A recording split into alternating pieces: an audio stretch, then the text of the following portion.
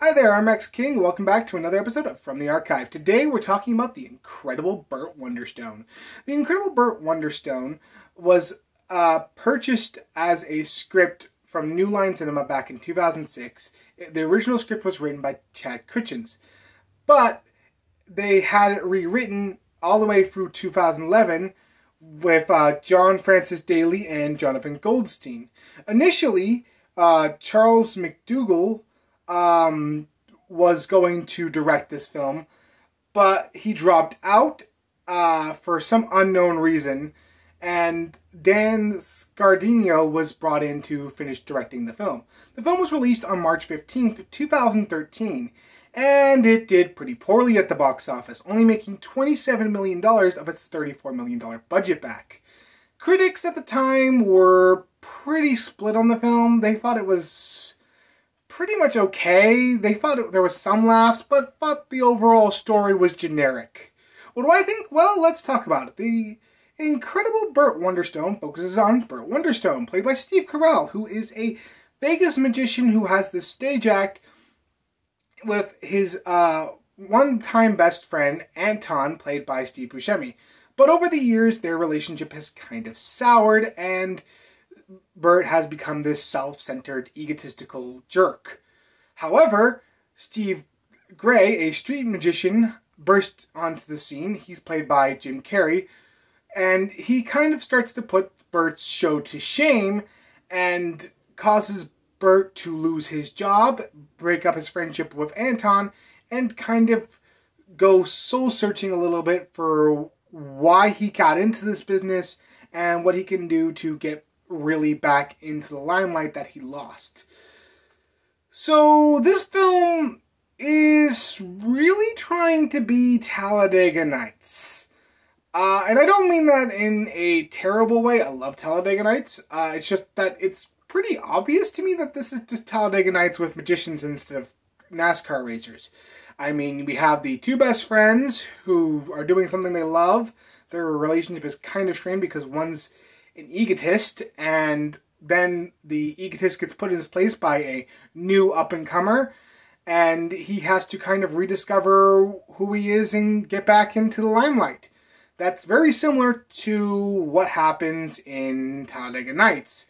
Almost exactly what happens in Talladega Nights, in fact. With a few slight differences.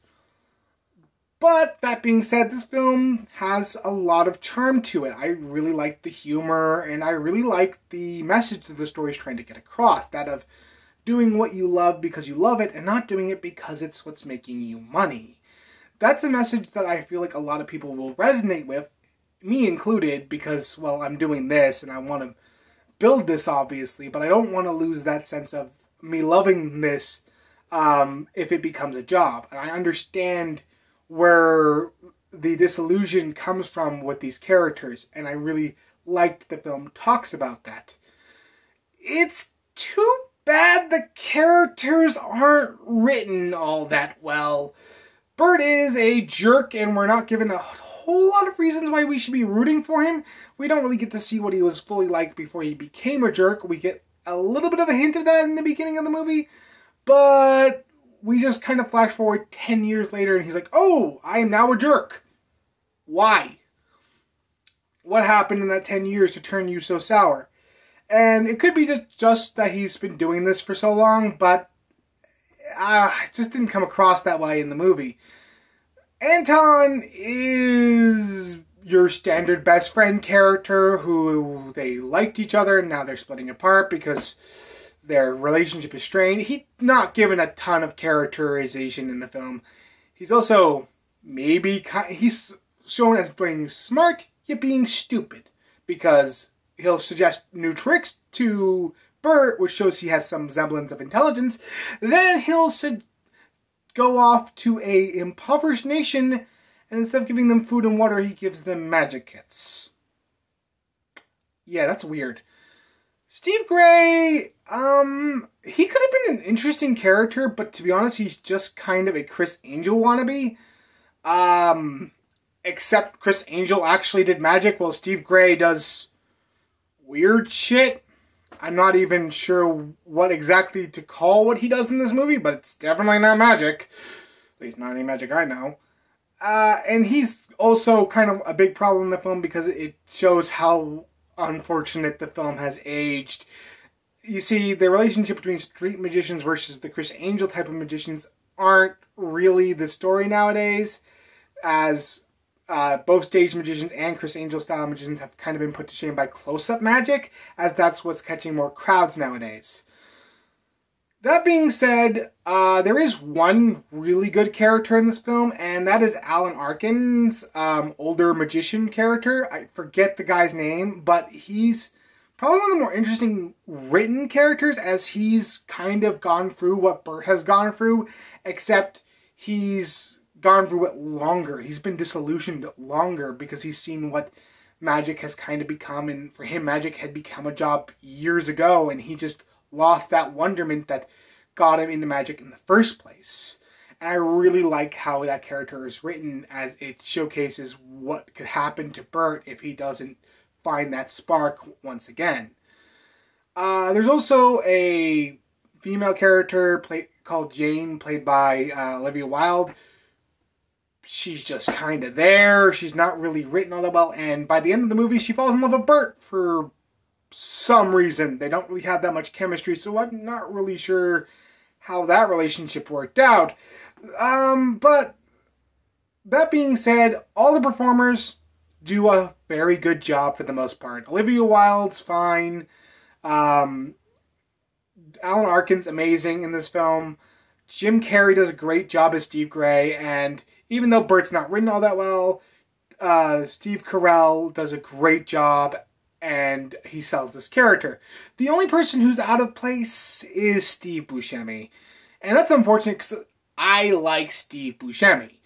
He just doesn't get a ton to do in this movie, and he doesn't really elevate his character to the next level in this case.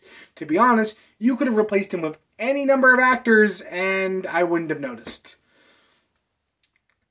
Then we have the visuals. Now, in a film like this, I would have liked some stylized visuals, especially when we're talking about, well, magicians.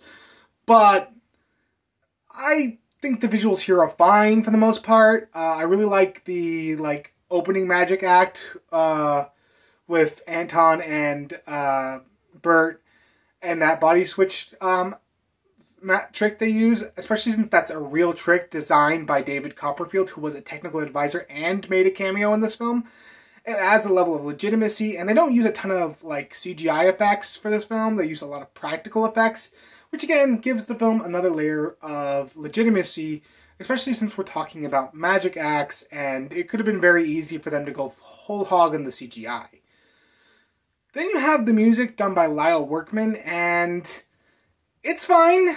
I mean, I'll be honest, I didn't notice it for most of the film, but there were some key moments of naive wonderment, and I think that was needed in a film like this, and it wasn't the worst score. I did enjoy it when I listened to it. So that being said, The Incredible Burt Wonderstone is a fine movie. It has a half-decent story, great performances, not bad visuals, and a half-decent score. Overall, this film's just fine. Unfortunately, what bogs it down is the story is generic, and the characters are just not well-rounded in the slightest. That being said, I do think this film is fine for a one-time watch. So, is this film a buy, a stream, which you can do on Cinemax, or an avoid altogether? Well, as I said, it's good for a one-time watch, so it's definitely not an avoid altogether. And while saying that should reveal what my opinion is going to be on the stream versus buy, but just in case, I will talk about the special features. The special features are deleted scenes, gag reel, uncut scenes of Steve Gray, and an interview with David Copperfield as he explains what he brought to the film. Unfortunately, all these special features do not help the film any. The deleted scenes are boring, the gag reel is a waste of time, and the uncut scenes of Steve Gray, really there are only one or two pieces that weren't in the movie. So, yeah, kind of pointless. The only thing that would have been interesting is the interview with David Copperfield, but it focuses more on David Copperfield and not the movie. Especially since a lot of what David Copperfield did in the movie, all the cameos he made, most of them were cut. Only one cameo remained. So, this film is a stream. If you have Cinemax as a subscription, definitely check it out.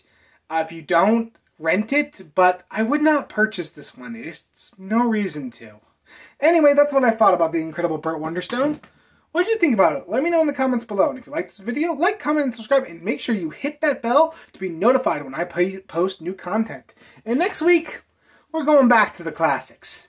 The African Queen. See you then.